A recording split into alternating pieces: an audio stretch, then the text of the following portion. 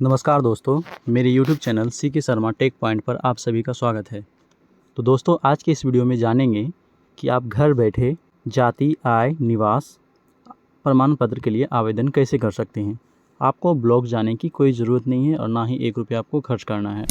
तो सबसे पहले आपको क्रोम ब्राउज़र या गूगल को ओपन कर लेना है। गूगल को ओपन करने के बाद आपको टाइप करना है RTPS बिहार। उसके बाद सर्च कर लेना है। सर्च करने के बाद सबसे ऊपर में जो आपका लिंक आएगा RTPS, उस पर आपको क्लिक कर देना है। क्लिक करने के बाद आपके सामने कुछ इस तरह का इंटरफेस दिखेगा। ऑनलाइन आवेदन देना है तो आपको ऑनलाइन आवेदन पर क्लिक करना है। लोक सेवाएं लेना है तो लोक सेवाएं पर क्लिक करें।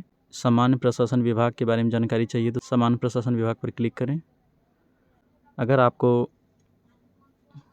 आवासीय प्रमाण पत्र का निर्गमन करना है या जाति प्रमाण पत्र का निर्गमन करना है या आय प्रमाण पत्र, तो उसे क्लिक करें।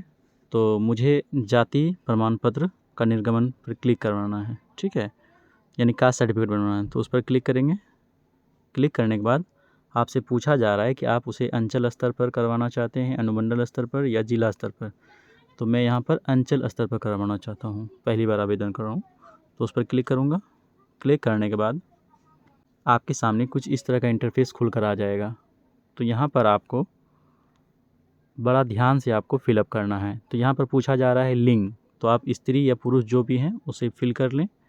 उसके बाद यहाँ पे पूछा जा रहा है एप्लीकेंट का नेम, तो यहाँ पर एप्लीकेंट का नाम जो हो वो आप फिल कर दें। उसके बाद यहाँ पे पूछा जा रहा है नेम ऑफ फादर, यानी पिताजी का नाम, तो यहाँ पर जो आवेदक है उसके पिताजी का नाम भर दें। उसके बाद आवेदक की माँ का नाम भरें। उसके बाद अगर आवेदक का विवाह हो गया है तो उसके पति का नाम भरें, ठीक है।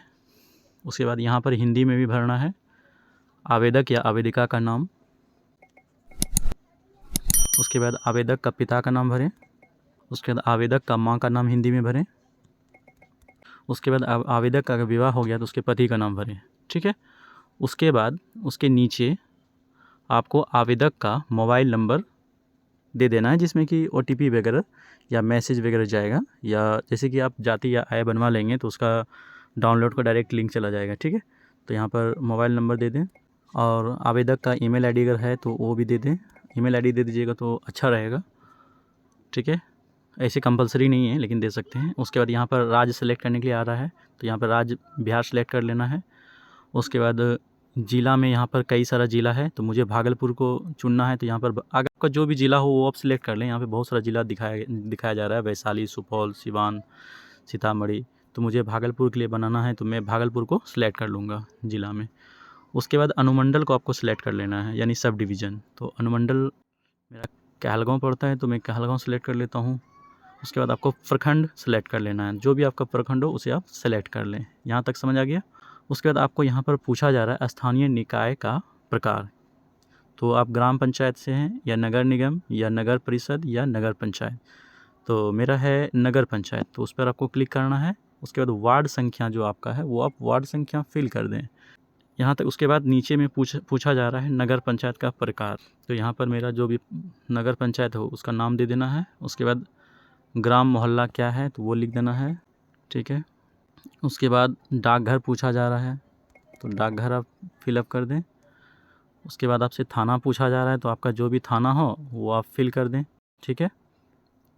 उसके बाद पूछा जा रहा है वर्तमान पता, यहाँ पर लिखा हुआ है ऊपर के जैसा। अगर आपका सेम ऊपर में जो दिए हैं आप वही है तो आपको यहाँ पर ऊपर के जैसा पर क्लिक कर देना है, ठीक है। यहाँ देखिए ब्लू सा दिख रहा है। उसके बाद यहाँ पर पिन कोड आपको फिल कर देना है, 6 डिजिट का पिन कोड होता है। पिन कोड फिलअप करने के बाद आपको आधार नंबर यहाँ पे आवेदक का भर देना है।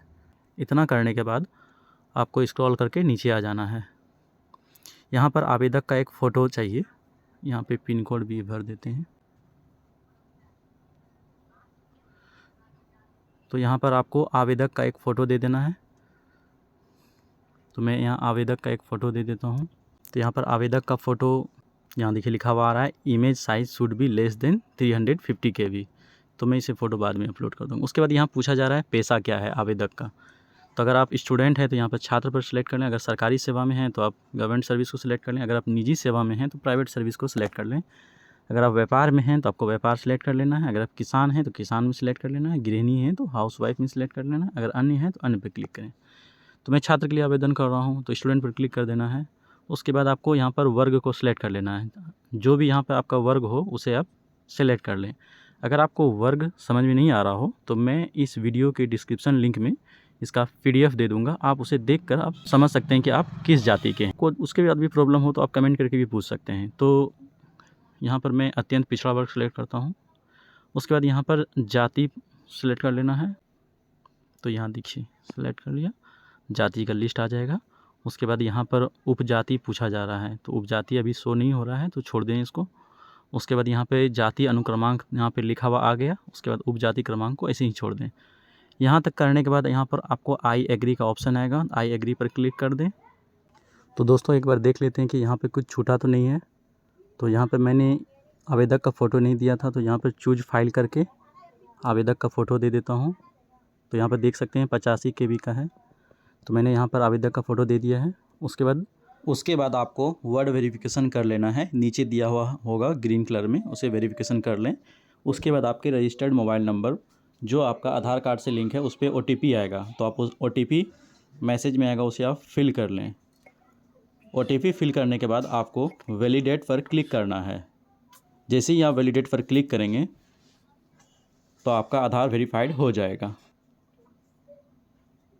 तो दोस्तों देख सकते हैं कि यहाँ पे मेरा सब कुछ वेरीफाइड हो चुका है। तो कुछ इस तरह का यहाँ पर दिखाई दे रहा है, जितना भी मैंने फॉर्म फिलअप किया है तो यहाँ पर टोटल डिटेल्स दिखाई दे रहा है। उसके बाद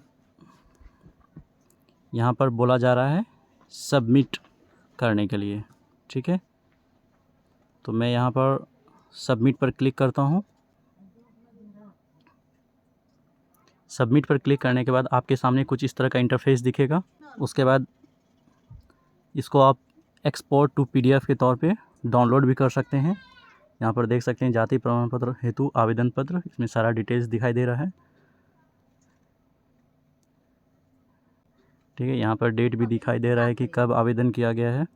उसके बाद एक्सपोर्ट टू PDF पर क्लिक कर देना है। तो मैंने यहाँ एक्सपोर्ट टू PDF मैंने कर लिया। दोस्तों जैसे ही आपका जाति आय निवास का एप्लीकेशन कंप्लीट हो जाएगा उसके बाद आपको कुछ इस तरह का मैसेज आएगा, उसमें आवेदन क्रमांक संख्या दिया हुआ रहेगा। उस आवेदन क्रमांक संख्या को आप ट्रैक भी कर सकते हैं। तो ट्रैक करने का मैं डायरेक्ट लिंक आपको अपने YouTube चैनल के डिस्क्रिप्शन लिंक में दे दूंगा। आज की इस वीडियो में इतना ही। दोस्तों अगर यह वीडियो आपको उपयोगी लगे तो चैनल को सब्सक्राइब कर लें और बेल आइकन को प्रेस कर दें। वीडियो को अंत तक देखने के लिए बहुत बहुत धन्यवाद।